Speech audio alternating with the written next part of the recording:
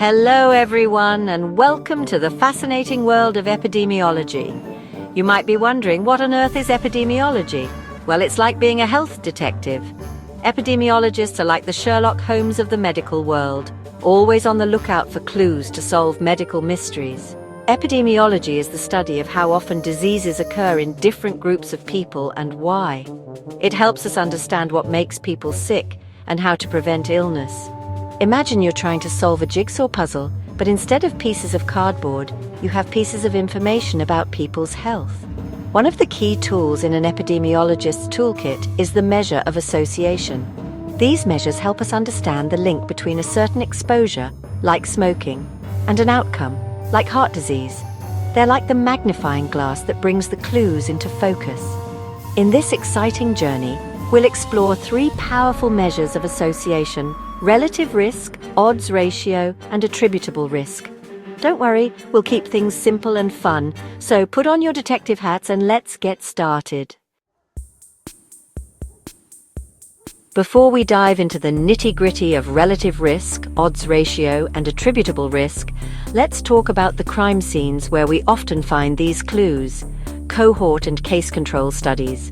These are two important types of studies that epidemiologists use to investigate the relationship between exposures and outcomes. Think of a cohort study like a marathon. We follow a group of healthy people, our runners, over a long period. Some runners might pick up a bad habit along the way, like smoking, while others stay smoke-free. At the finish line, we see who develops heart disease. This helps us see if smoking was linked to a higher risk of crossing the finish line with a health problem. Now, imagine a case control study like a rewind button. We start with a group of people who already have heart disease, our cases, and a group without it, our controls.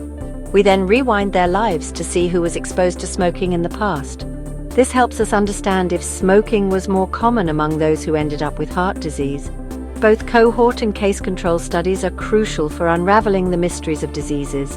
They provide valuable clues that help us calculate relative risk, odds ratio, and attributable risk. So keep these study designs in mind as we move on to our measures of association. Let's start with relative risk, the daredevil of the group. Relative risk tells us how much more likely someone is to develop a disease if they're exposed to a certain risk factor compared to someone who's not exposed.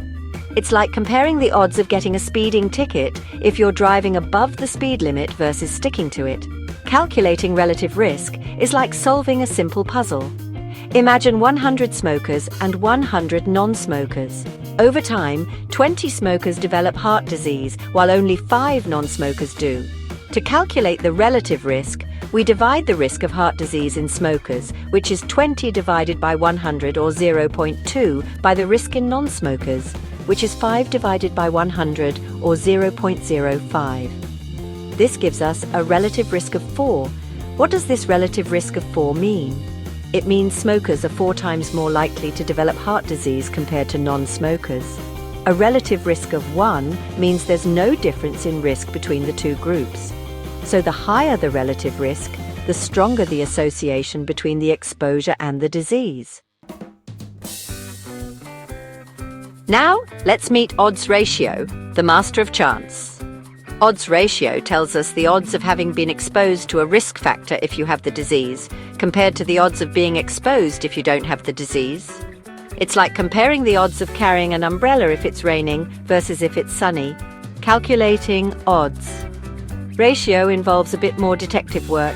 Let's say we have 50 people with heart disease and 50 people without. Of those with heart disease, 40 used to smoke. Of those without heart disease, only 10 used to smoke. To calculate the odds ratio, we first find the odds of smoking in the heart disease group, which is 40 divided by 10, or 4, and the odds of smoking in the healthy group, which is 10 divided by 40, or 0.25. We then divide the odds in the heart disease group by the odds in the healthy group, so 4 divided by 0.25 equals 16. This gives us an odds ratio of 16. An odds ratio of 16 means people with heart disease are 16 times more likely to have smoked in the past compared to those without heart disease. Like relative risk, an odds ratio of 1 means there's no association. The higher the odds ratio, the stronger the link between the exposure and the disease. Last but not least, let's welcome attributable risk, or AR, the detective who reveals the true culprit. AR tells us how much of a disease is actually due to a specific risk factor. It's kind of like figuring out how much of a traffic jam is caused by an accident versus regular rush hour. Calculating AR involves some simple subtraction. So let's say the risk of heart disease in smokers is 20% and the risk in non-smokers is 5%. To calculate the AR, we just subtract the risk in non-smokers from the risk in smokers.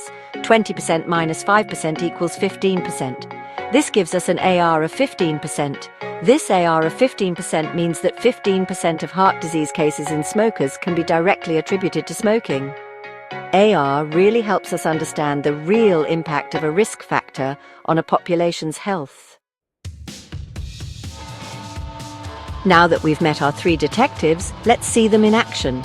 Imagine we're investigating the link between eating processed meat and developing colon cancer. So a cohort study follows 100 people who eat processed meat regularly and 100 who don't. After 10 years, 15 people in the processed meat group develop colon cancer, compared to 5 in the other group. The relative risk, or RR, would be 3, meaning those who eat processed meat regularly are 3 times more likely to develop colon cancer. Next, a case control study looks at 50 people with colon cancer and 50 without.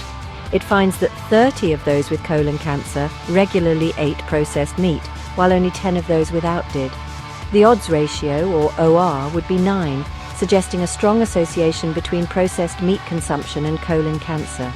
If the overall risk of colon cancer in the population is 8% and the attributable risk, or AR, associated with processed meat is 5%, it means 5% of colon cancer cases could be prevented if everyone stopped eating processed meat. These examples really show how RR, Oregon, and AR help us understand the real-world impact of our choices on our health. Our epidemiological detectives, R, Oregon, and AR, aren't just good at solving mysteries, they're also heroes in public health. Their findings help us make informed decisions about how to prevent disease and promote health.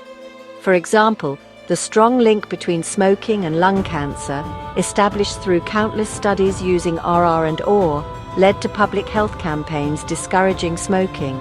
Similarly, understanding the AR of high blood pressure in stroke cases can help prioritize interventions like promoting healthy diets and exercise. By understanding the strength of associations between risk factors and diseases, public health officials can allocate resources effectively, develop targeted interventions, and ultimately save lives. While our epidemiological detectives are incredibly useful, they're not without their limitations. It's important to remember that these measures are based on observations and statistical associations, not necessarily direct cause and effect relationships.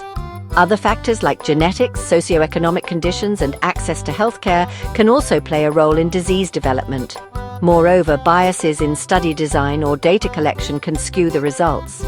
So, it's crucial to interpret RR, Oregon, and AR cautiously, considering the broader context and potential limitations of the studies they come from.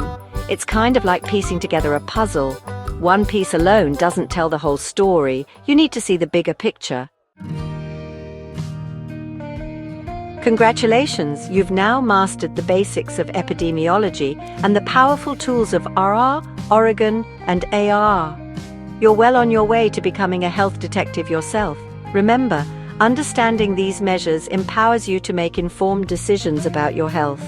By being aware of the factors that influence disease risk, you can make positive changes to your lifestyle and reduce your chances of developing certain conditions. So embrace your inner health detective, stay informed, and take charge of your well-being.